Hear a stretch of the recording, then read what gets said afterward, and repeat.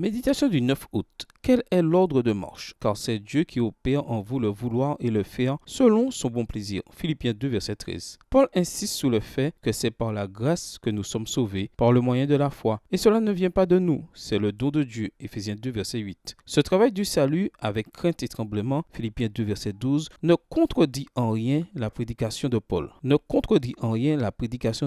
C'est la grâce de Dieu qui nous amène au fruit. En d'autres termes, seul celui qui accepte de se réfugier dans la grâce peut se consacrer et travailler à son salut et à celui de son prochain. La Bible enseigne que nous devons répondre à l'appel de Dieu et collaborer avec lui en se dépouillant de la vieille nature, en courant pour obtenir le prix, en résistant au diable et en persévérant jusqu'à la fin. Éphésiens 4, verset 22, 1 Corinthiens 9, verset 24, Jacques 4, verset 7, Matthieu 10, verset 22, Matthieu 24, verset 13. Le salut ne s'obtient pas par les œuvres, mais nous devons y travailler par une coopération personnelle avec le Christ, tout en reconnaissant notre dépendance totale des mérites du travail et de la puissance du Christ. Nous admettons avoir la responsabilité de vivre quotidiennement par la grâce de Dieu en harmonie avec les principes de l'Évangile. L'expression avec crainte et tremblement ne représente pas une terreur servile, mais une défiance honnête et prudente envers soi-même. Nous devons craindre que notre volonté ne soit pas définitivement abandonnée au Christ. Plus nous reconnaissons notre impuissance, plus nous comptons sur sa force. Plus nous nous méfions de nous-mêmes, plus nous nous confions en lui. En vérité, c'est Dieu qui est l'œuvre.